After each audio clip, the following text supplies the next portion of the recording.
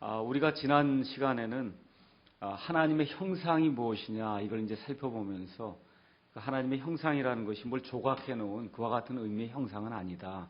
이런 얘기를 했습니다.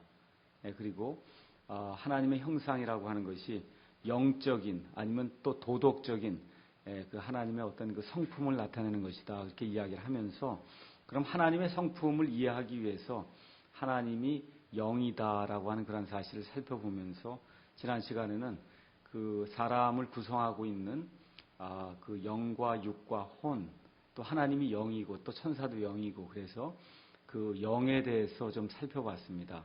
오늘은 전 시간을 할애해서 성경에서 혼이라고 이야기하는 게 뭔가 이 내용을 한번 살펴보도록 하겠습니다. 우리 한국에는 옛날부터 샤머니즘이 이제 상당히 유행을 하고 또 성경을 번역할 때도 그와 같은 그 샤머니즘적인 그런 요소에 의해서 성경 번역된 그런 부분들이 많다 보니까 혼에 대한 개념이 굉장히 성경적으로 바로 서 있지 못합니다. 그래서 혼 그러면 그 영이 아니냐 또 이렇게 생각하고 또 영혼으로 이제 생각하는 그런 경우도 있고 그래서 이 혼에 대한 그런 개념을 바로 세울 때 우리가 하나님이 원하시는 그러한 그 히브리적인 또 유대 어떤 그 그리스도인으로서 반드시 이렇게 알아야 될 그런 개념으로서의 혼 이것이 무엇인가를 바로 알게 될 때 하나님께서 주시고자 하셨던 그와 같은 그 의미를 바로 이해할 수가 있을 겁니다. 자, 성경에서 이제 우리가 혼이라고 이야기할 때에는 사람이 영과 육과 혼으로 구성이 되어 있다 이렇게 이야기할 때 사람을 구성하는 세 가지 요소 중에 하나 그런 의미로서의 혼도 있고 또 여러분과 제가 성경을 가서 특별히 구약 성경을 가셔서 한번 자세히 살펴볼 것 같으면은 사람 자체를 하나님은 혼이라고 부르신다. 그 사실을 알 수가 있습니다. 그래서 사람을 구성하는 세 요소 중에 하나인 다시 말씀드리면은 사람이 자기를 의식하는 기관 그런 의미의 혼도 있고 그 다음에 하나님께서 사람을 보실 때 사람 자체를 혼으로 보신다고 하는 그런 의미의 혼도 있습니다. 그래서 혼으로 번역된 히브리어 단어는 네페시라고 하는 그런 단어인데 이 네페시라고 하는 그런 단어가 구약 성경에 약 755회가 나오는데 그 중에 428회는 혼으로 번역이 됐고 그 다음에 117회는 생명으로 번역이 됐습니다. 그래서 네페시라고 하는 그런 단어의 그 번역된 용례를 보니까 대부분 혼 아니면 생명으로 번역되었다는 사실을 우리가 알 수가 있습니다. 또한 신약 성경으로 올 것 같으면은 푸스케라고 하는 그런 단어가 혼 또는 생명으로 번역이 돼서 히브리어 네페시에 상응하는 그와 같은 단어라고 하는 사실을 알 수가 있습니다. 먼저 우리가 예수님을 왜 믿느냐? 누군가 이렇게 물으면은 우리의 혼이 영원토록 없어지지 않기 때문에 예수님을 믿는다. 그렇게 이야기할 수가 있습니다. 이거를 한마디로 혼의 불멸이다. 그렇게 이야기합니다. 그래서 혼의 불멸은 기독교의 기본 되는 그런 교리이며 고대 아브라함과 그 다음에 야곱과 이삭과 같은 그런 족장들은 이 혼이 불멸한다고 하는 이런 진리를 확신하면서 이 땅에서 사는 가운데 앞으로 다가오는 그러한 영원한 삶을 고대하고 그 안에서 약속들을 받아들였습니다. 우리가 사무엘기상 28장 13절에서 15절에 있는 말씀을 잠깐 살펴보면 사무엘기상 28장에는 엔돌에 있는 그 여자 무당이 사무엘이라고 하는 이미 죽었던 그 대언자를 불러들이는 그와 같은 대목이 나옵니다.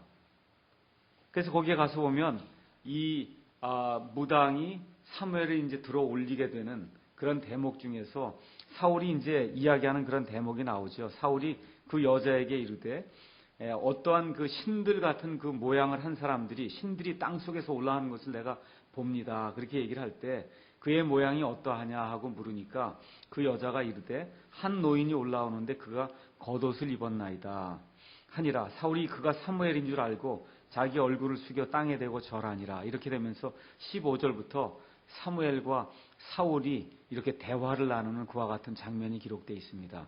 원래 죽은 사람을 이렇게 불러서 땅속에서 데리고 오는 것은 하나님이 허락하지 않은 일입니다.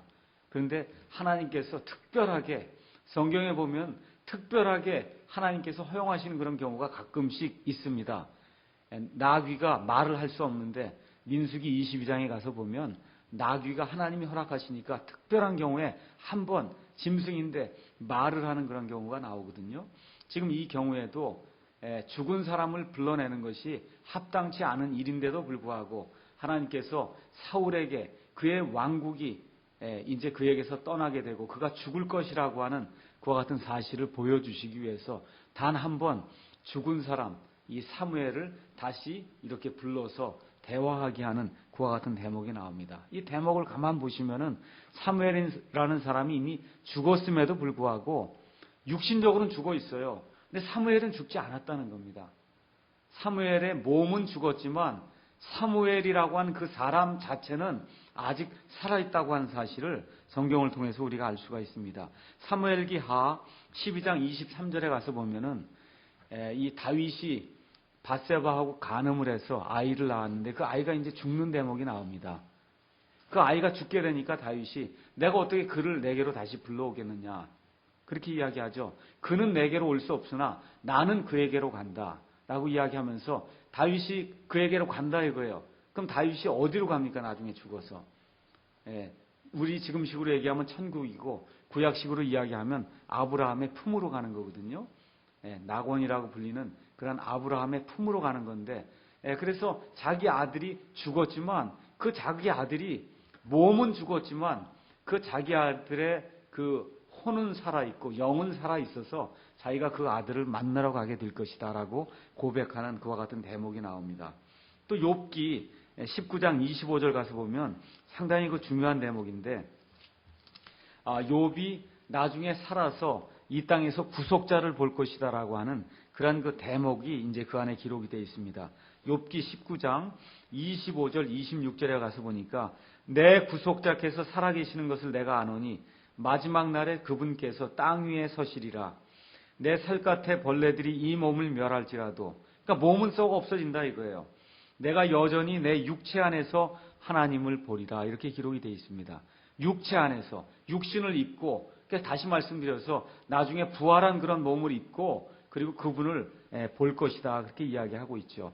내 콩팥이 내 속에서 소멸될지라도 내가 직접 그분을 보리니 다른 것이 아니요 내 눈이 바라보리로다. 이렇게 아주 놀라운 그 욥의 부활의 그 믿음에 대해서 고백한 그런 말씀이 이 안에 기록이 되어 있습니다. 그래서 욥이 죽는다 할지라도 자기의 몸은 썩어 없어질지 모르지만 욥이라고 하는 그 사람 자체, 욥의 그 혼, 그것 자체는 결코 없어지지 않는다는 그와 같은 사실을 이 성경 기록을 통해서 우리가 알 수가 있습니다.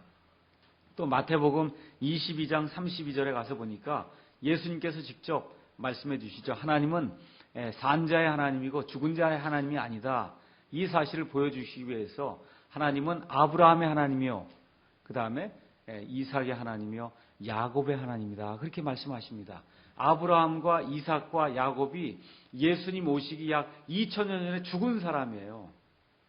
근데 뭐라 그래요? 하나님은 죽은 자의 하나님이 아니라 산 자의 하나님이다. 아브라함이 몸이 2000년 전에 죽어서 없어졌을지라도 아브라함이라고 하는 사람 그 자체, 아브라함의 혼, 이삭의 혼, 야곱의 혼, 그 혼은 멸망되지 않고 아직도 그냥 살아남아서 하나님과 함께 거하고 있다. 그 사실을 보여주는 내용이 마태복음 22장 32절에 기록이 되어 있습니다. 그래서 우리 주님은 혼의 불멸 그리고 혼의 소중함 등을 몸소 보여주셨습니다.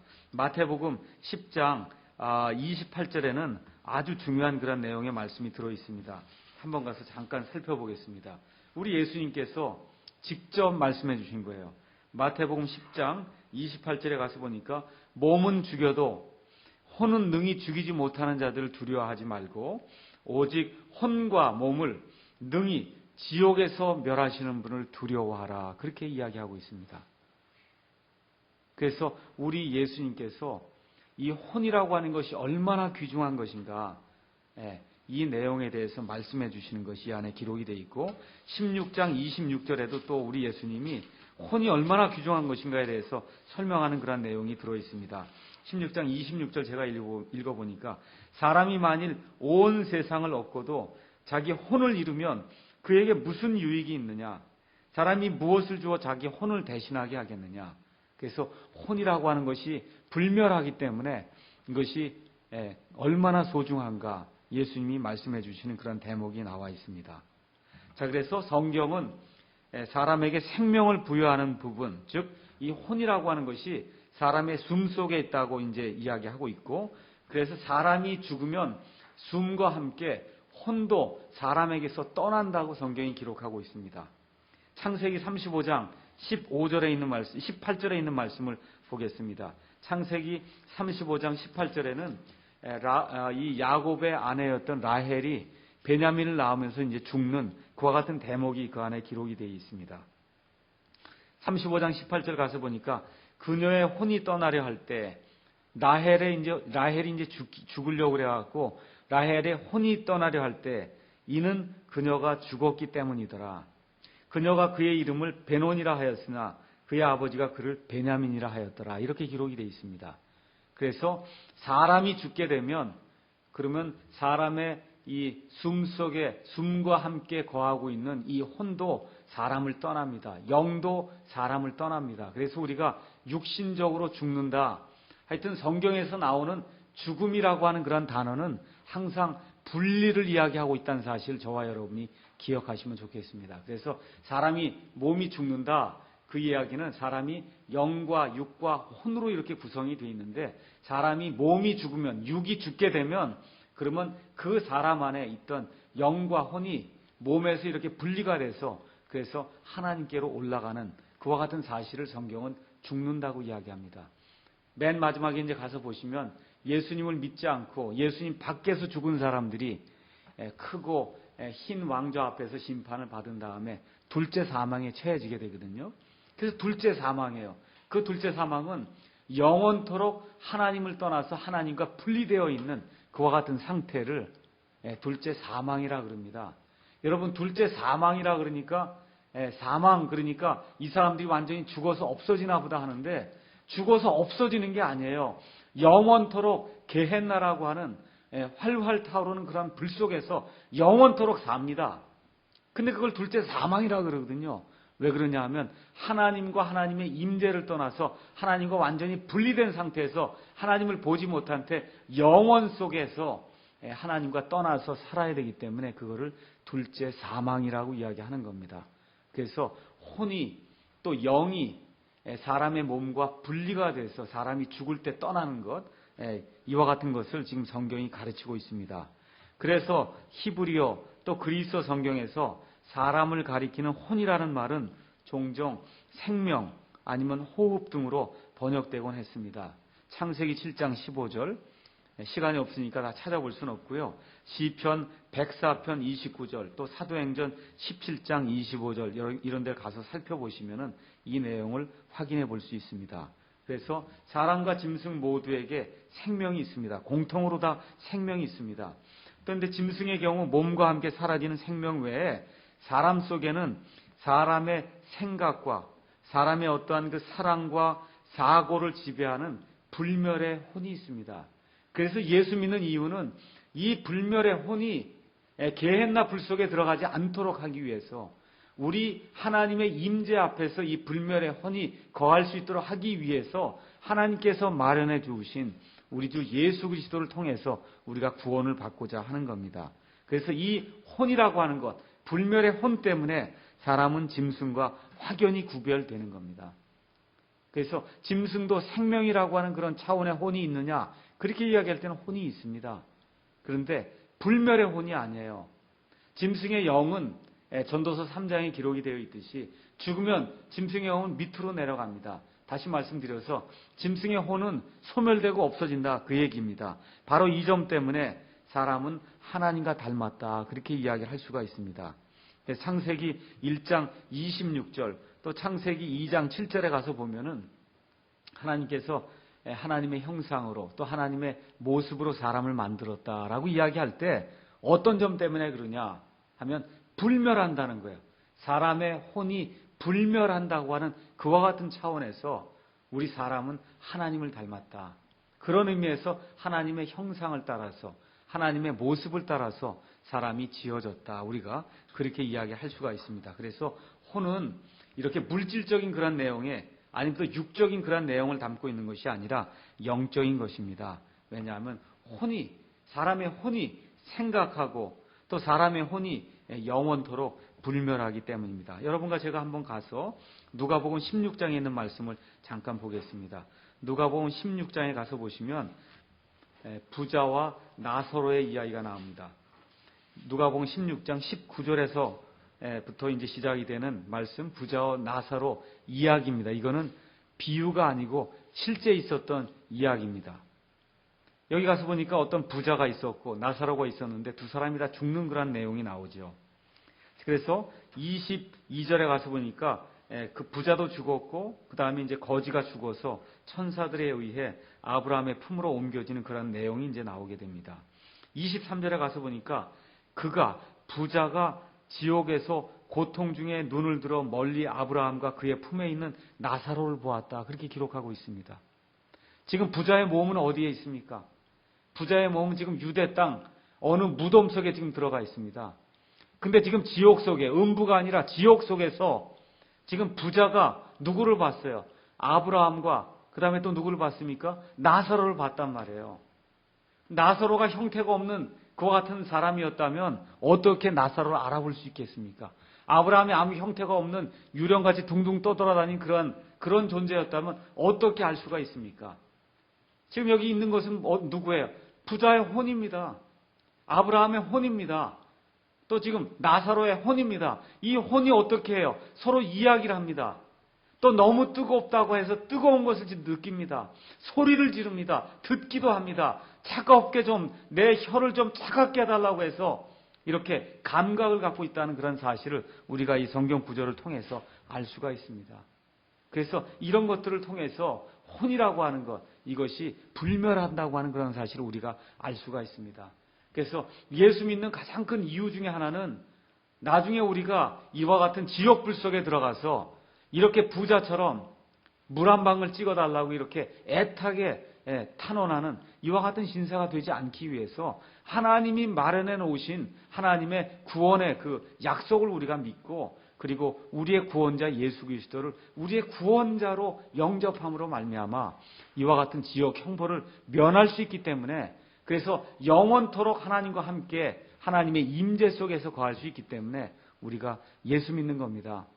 고고하게 무슨 철학적인 얘기 그런 것도 할 수 있어요. 예수 믿으면 여러 가지 것이 좋아지고 성품이 좋아지고 이런 거 다 얘기할 수 있어요. 그렇지만 궁극적으로 왜 예수 믿느냐 하면 혼이 불멸하기 때문에 저와 여러분의 이 혼이 불멸하기 때문에 우리의 혼이 지옥불 속에 들어가서 영원토록 타는 그와 같은 고통을 맛보지 않기 위해서 우리가 예수님을 믿는 겁니다. 그 말씀이 이 성경에 기록이 되어 있기 때문에 이 하나님의 말씀이 진리이기 때문에 우리가 이걸 보고 믿는 것이 아니라 하나님의 말씀이 진리이기 때문에 이 하나님의 말씀이 우리 가운데서 직관적으로 이것이 진리라고 느껴지기 때문에 그래서 하나님의 영을 통해서 이 말씀이 진리라고 하는 것을 우리가 알고 있기 때문에 우리가 이 말씀을 믿는 겁니다. 이 말씀을 믿는 거예요. 보는 게 아니고 이 말씀이 진리라고 우리가 믿는 겁니다. 자, 우리가 또 하나 보도록 하겠습니다. 요한계시록 6장 9절 가서 보겠습니다. 요한계시록 6장 9절에 가서 보시면은 요한계시록 6장에는 이제 이 여러 7개의 이제 봉인이 나오는데 그 봉인을 하나하나 이렇게 떼는 그와 같은 대목이 나오죠. 여기 9절에 가서 보면 그분께서 5째 봉인을 여신 뒤에 내가 제단 아래에서 하나님의 말씀과 자기들이 간직한 증언으로 인해 죽임을 당한 자들의 혼들을 보니 혼들을 봤다는 거예요. 뭐를 봤어요? 혼들을 봤단 말이에요. 혼들이 이렇게 형태가 없는 그와 같은 둥둥 떠다니는 그런 유령들이 아니에요. 그 혼들을 봤는데 뭐라 그래요? 혼들이 그들이 큰 음성으로 외쳐 이른단 말이에요. 왜 우리의 원수를 빨리 갚아주지 아니하십니까? 혼들이 지금 보기도 하고 말도 한단 말이죠. 그랬더니 11절 그분께서 그들에게 각각 흰 예복을 주신단 말이에요. 예복을 왜 주세요? 입으라고 주는 거 아닙니까? 그래서 거기는 혼들이 어떤 혼적인 그런 몸을 입고 있으면서 지금 이렇게 부르짖어서 외치기도 하고 옷도 받아서 입기도 하고 듣기도 하고 보기도 하고 이와 같이 혼에 불멸이 있다고 하는 이런 사실을 성경이 우리에게 가르쳐주고 있습니다. 그래서 우리는 이 하나님의 말씀이 진리라고 믿기 때문에 세상에 누가 무엇라고 하든지 누가 조롱을 하든지 상관없이 우리의 목숨을 여기에 건 거 아닙니까? 이 하나님의 말씀에. 하나님은 진실하시되 사람은 다 거짓말쟁이라 할지어다 라는 이 하나님의 말씀에 우리의 목숨을 건 거예요. 그래서 이 하나님의 말씀이 이 사람의 혼은 불멸한다고 이야기하기 때문에 이와 같이 성경을 통해서 이렇게 하나님이 증언해 주시기 때문에 우린 이 하나님의 말씀을 그대로 믿는 겁니다. 자, 그래서 지금은 사람에게 있는 이와 같은 그 혼에 대해서 우리가 살펴봤습니다. 자, 그러면 이제 두 번째로는 뭘 살펴보려고 하냐 하면 성경에서 많은 경우에 혼은 사람 자체를 혼이라고 부릅니다. 좀 이상하죠? 여기 우리 김영윤 형제님이 계신데 하나님은 김영윤 형제님을 김영윤 혼이라고 부른단 말이에요. 혼. 사람을 혼이라고 불러요. 이게 좀 이상한데 아무리 이상해도 우리가 샤머니즘적으로 이해하시면 안 됩니다. 여기 나와 있는 성경 기록은 하나님께서 히브리 사람들에게 이해할 수 있도록 주셨기 때문에 히브리 사람들이 이해하고 생각하는 대로 하나님의 말씀을 이해해야 됩니다. 그 하나님의 말씀은 히브리 사람들에게 주어졌는데 어떻게 주어졌냐? 혼이 많은 경우에 사람 자체를 가리킨다는 거예요. 한번 가서 읽어보겠습니다. 출애굽기 12장 15절에 있는 말씀 보겠습니다. 출애굽기 12장 15절.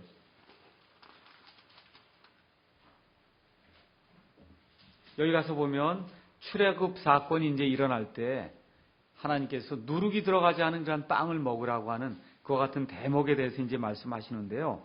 너희는 이래 동안 누룩 없는 빵을 먹을 것이요. 첫째 날에 너희 집에서 누룩을 제거할지니 누구든지 첫째 날부터 일곱째 날까지 누룩 있는 빵을 먹는 혼은 이스라엘에서 끊어지리라. 여기 분명히 히브리 말에 네펫이라고 기록이 되어 있기 때문에 이거는 혼이라고 번역을 해야 됩니다.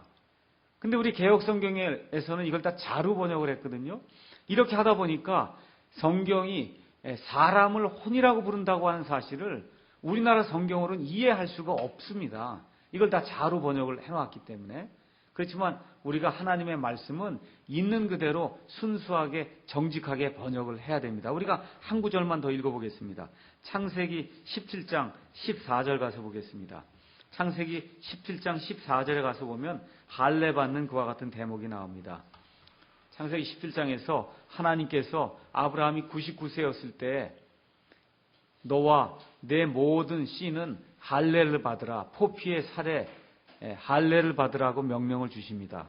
그 명령을 할 때 14절에 가서 보니까 포피의 살을 베어내지 아니하여 할례를 받지 않은 사내 아이 곧 그 혼은 그 자나 그 사람이 아니에요. 그 혼은 자기 백성에게서 끊어지리니 그는 내 언약을 범하였느니라. 이렇게 기록이 되어 있습니다. 그래서 구약 성경을 가서 보시면 아까 제가 말씀드렸듯이 혼이라고 하는 단어가 428회로 이렇게 번역이 되어 있어요. 428번이나 나오는데 개혁 성경은 그 중에 대부분을 자 아니면 사람 이렇게 번역을 해놨습니다. 이렇게 번역을 하다 보니까 개혁 성경을 읽다 보면 하나님께서 말씀하신 그 의미를 제대로 깨달아 알 수가 없습니다. 있는 그대로 번역을 해야 그래야 하나님이 사람을 혼으로 여기시는구나. 혼으로 여기시는구나. 그 사실을 우리가 이해할 수가 있습니다.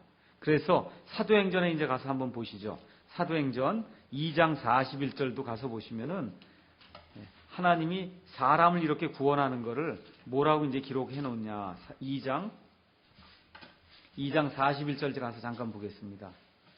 이제 베드로가 오순절 날에 하나님의 말씀을 선포할 때 많은 사람들이 구원받는 그런 대목이 이 안에 기록이 되어 있습니다. 41절에 보면 그때 그의 말을 기쁘게 받아들인 사람들이 침례를 받음에 바로 그날에 3,000혼가량이 그들에게 더해지니라. 3천 명이 아니고 3천 사람이 아니라 3천 혼가량이 그들에게 더해졌다는 겁니다. 이게 좀 이상하지 않습니까? 우리말로는 이상해요. 왜 그러냐 하면 우리는 샤머니즘적으로 이렇게 문화가 형성이 되다 보니까 사람을 혼이라고 부르지 않습니다. 중국 사람도 사람을 혼이라고 부르지 않아요. 근데 하나님은 이걸 혼이라고 부른단 말이에요. 그래서 하나님께서는 그날 구원받은 그 사람을 혼이라고 불러요. 혼. 그래서 우리가 이제 미국에서 전도하러 갑시다 그렇게 얘기하면 영어로 soul winning을 한다 그래요. soul winning. 다시 말씀드려요. 혼들을 데려온다 그런 얘기입니다. 혼들을 데려온다. 그래서 밖에 나가서 전도하는 거를 혼들을 하나님께로 이끄는 것이다 그렇게 불러요. 그래서 soul winning이라고 그럽니다. soul. 그 뭘 얘기하는 거냐 하면 soul이 혼이라고 하는 그런 단어가 사람 자체를 이야기한다는 겁니다. 자, 그래서 사도행전 2장 잠언 11장 30절 가서 보시면은 잠언 11장 30절 거기에도 아주 그 재미있는 그런 내용이 나와 있습니다. 하나님께서 어떤 사람이 지혜로운 자냐 그렇게 이야기하시냐면 30절에 의로운 자의 열매는 생명나무니 혼들을 얻는 자는 지혜로우니라. 그래서 혼들을 하나님께로 얻는 사람 아니면 혼들을 움직여서 자기 뜻대로 이렇게 할 수 있도록 만드는 그와 같은 사람, 이와 같은 사람들은 지혜로운 사람이다. 지혜로운 사람이라는 거예요. 그래서 여기도 win이라고 하는 단어를 썼어요. soul winning 할 때, winning 할 때 그거를 이제 win이라고 하는 그런 단어를 썼습니다. 그래서 혼들을 이렇게 데려오는 사람, 혼들을 얻는 사람, 이와 같은 사람들이 지혜로운 사람이다. 그러니까 다시 말씀드려서 우리가 전도 나가든지 아니면 우리가 어떤 사람에게 이게 하나님의 말씀을 전도해서 말씀을 증언해서 그래서 그 사람의 혼을 얻으면은 그 혼을 얻으면 그게 지혜로운 거다. 성경이 지금 그렇게 이야기를 하고 있습니다. 그래서 오늘 혼에 대해서 우리가 공부하면서 혼은 사람이 영과 육과 혼으로 구성이 되어 있다라고 하는 그런 의미의 혼, 사람을 구성하고 있는 한 요소로서의 그런 혼이 있습니다. 그거는 사람의 자신을 의식하는 그런 기관으로서의 어떤 혼이에요. 또 그런 혼이 있고 또 사람 자체를 하나님은 혼이라고 부릅니다. 그래서 성경을 읽을 때 앞뒤 문맥을 이렇게 보면은 그게 사람 자체를 가리키는 혼인지 아니면은 사람의 그 세 가지 요소 중에 하나인 그 혼을 가리키는 것인지 저와 여러분이 분명하게 구분할 수가 있습니다. 그래서 영어 성경에는 혼, 다시 말해 영어로는 soul 아니면 복수로 souls라고 하는 단어가 536회 나옵니다. 근데 기존의 우리말 성경은 히브리서 4장 12절 하나님의 말씀은 권능이 있고 권능이 있다고 얘기하면서 혼과 영을 하나님의 말씀은 나눌 수 있다고 그랬잖아요. 혼과 영을 하나님의 말씀은 나눌 수 있어요. 사람은 그걸 나누기가 어렵습니다. 그러니까 어떻게 해요? 뭉뚱그려서 영혼 그렇게 이야기한단 말이에요. 사람은 이게 좀 나누기가 어렵거든요. 혼과 그 다음에 영을 나누기가 어려우니까 이분법을 써서 사람은 영혼과 몸으로 돼 있다. 대부분의 학교에서 그렇게 가르칩니다. 그렇지만 성경은 그렇게 이야기하지 않아요. 하나님의 말씀은 권능이 있단 말이에요. 살아있고 권능이 있어서 양날 달린 어떤 검보다도 예리해서 그 검으로 다 쫙 자르면 혼과 그 다음에 영이 둘로 쫙 나눠질 수 있다는 겁니다. 그 내용이 히브리서 4장 12절에 기록이 되어 있고 또 데살로니가전서 5장 23절에 내가 하나님께 기도해서 예수님께서 오실 때까지 너의 온 영과 혼과 몸을 흠없이 보존해 주시기를 원하노라. 거기 가서 보면 사람이 영과 육과 혼 세 개로 구성이 되어 있다는 사실을 분명히 알 수 있지 않습니까? 그래서 이렇게 영과 육과 혼이 분명하게 기록이 되어 있어서 이거를 뭉뚱그려서 사용할 수 없는 경우 이런 경우에서만 개역성경은 이렇게 영과 혼을 이렇게 구분하고 있고 나머지 대부분의 경우에선 영과 혼을 이렇게 뭉뚱그려서 영혼으로 표현하고 있고 또 그렇지 않은 경우에는 혼을 이렇게 어떤 자, 어떤 사람 이와 같은 식으로 번역을 해갖고 그래서 성경이 이야기해 주려고 하는 그런 혼의 개념을 모호하게 이제 만들어 놓았습니다. 이 내용을 여러분과 제가 기억을 하시면은 이제 혼에 대한 것은 어느 정도 이해가 되실 겁니다. 자, 그러면 영과 혼에 대해서 결론을 잠깐 내리도록 하겠습니다. 사람은 영과 육과 혼을 가지고 있습니다. 그래서 사람은 절대로 영이 아니고 영을 가지고 있습니다. 이게 중요한 내용이에요. 천사는 영입니다. 천사는 영을 가지고 있는 게 아니라 영이에요. 하나님도 영입니다. 근데 사람은 영을 가지고 있습니다. 영에서 나오고 영을 통해 영구히 지속되는 이 혼 안에 각 사람 개개인의 특성, 그 사람의 성격, 그 자신, 이 모든 것이 들어 있습니다. 그래서 하나님에 의해 혼은 유지되다가 사람이 죽을 때 영이 그분께로 돌아가면 혼이 몸에서 분리되어 영과 함께 몸을 떠난다. 그것이 성경이 이야기하는 혼의 개념입니다. 자, 영과 그 다음에 혼에 대해서 공부를 했기 때문에 이제 잠시 시간을 내서 몸에 대해서 공부를 하고 오늘은 마치도록 하겠습니다. 몸은 뭐 하는 거냐 하면 영과 혼이 거하는 부분입니다.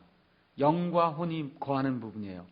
그래서 뭐를 의식하느냐 하면 이 세상을 의식하고 있습니다. 그래서 이 몸 안에 눈도 있고 귀도 있고 그 다음에 여기 손도 있고 이렇게 이런 걸 통해서 이런 감각들을 통해서 세상을 의식하고 있어요. 자, 그래서 구원받은 자의 몸에는 성령님이 거하십니다. 근데 구원받지 못한 사람은 영이 죽은 상태로 있어요. 이 세상 모든 사람에게는 영이 다 있습니다. 근데 영이 죽어 있다 하는 얘기는 영이 기능을 발휘하지 못한다는 거예요. 영이 기능을 발휘하지 못하면 하나님을 의식할 수가 없습니다. 그런데 이렇게 의식할 수 없는 그런 사람에게 하나님의 말씀이 들어갈 때 그때 믿음이 하나님께로부터 오게 되면 그럼 그 사람이 믿습니다 하고 반응하거든요. 그렇게 반응하는 그 순간에 하나님의 영께서 그 죽어있던 기능을 발휘하지 못하던 그 사람의 영을 탁 하고 치시면은 그럼 그 영이 살아나게 된단 말이에요. 이렇게 이제 살아나게 되면 그때부터 성령님이 그 사람 몸 안에 들어가서 성령님이 그 사람 몸을 성령님의 전으로 삼습니다.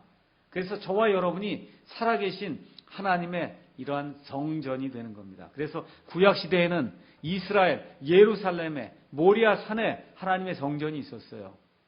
그래서 하나님의 영이 그 안에 거했습니다. 그래서 구약시대 사람들에게는 하나님의 영이 영원토록 내주하는 그와 같은 일이 생기지 않았습니다.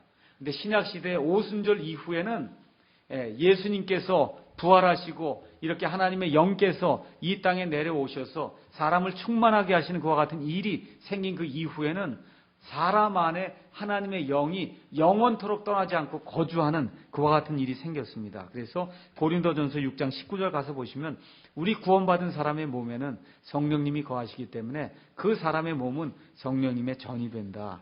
그래서 이런 몸은 하나님의 소유입니다. 하나님께서 값을 치르고 어떤 값을 치르셨냐? 하나님의 아들이 죽을 수밖에 없는 그와 같이 엄청난 희생을 하나님이 치르셨어요. 그래서 그 희생을 치르시고 그래서 하나님이 사셨기 때문에 하나님의 소유물입니다.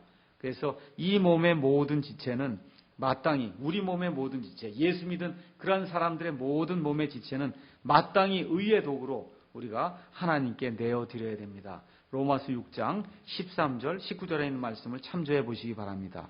자, 그래서 몸은 이렇게 이제 우리가 보면 알겠고요. 또 다른 의미의 몸이 한 두 가지가 나옵니다. 사도 바울은 신약 성도들을 그리스도의 몸이라고 불렀습니다. 에베소서 1장 23절 말씀을 잠깐 보도록 하겠습니다. 에베소서 1장 23절에는 이렇게 이제 기록이 되어 있습니다. 교회는 그분의 몸이니 곧 모든 것 안에서 모든 것을 충만하게 하시는 분의 충만이니라. 교회. 여기 나와 있는 이 교회가 어떤 교회예요? 누구든지 예수 믿고 구원받으면 다 예수님에 속하게 되거든요. 그 예수님에게 속한 그 몸을 이야기하는 거예요. 그래서 어떤 사람들은 이거를 전 우주적인 교회다 그렇게 이야기합니다. 물론 성경에는 전 우주적인 교회, 지역교회, 이런 지역, 전 우주적 이런 내용은 나오지 않습니다. 근데 이 지역교회 안에는 구원받지 못한 사람이 있을 수 있습니다. 여기 저희가 지금 사랑침례교회를 하고 있는데 사랑침례교회 이 회원이 100명이다. 100명이 다 회원은 될 수 있지만 다 구원받았다. 그렇게 이야기할 수는 없거든요. 그래서 지역교회 안에는 구원받지 못한 사람이 있을 수 있기 때문에 지금 여기 나와 있는 건 지역교회가 될 수가 없어요. 예수님의 몸이 돼야 되는 거기 때문에 어떻게 지역교회가 됩니까?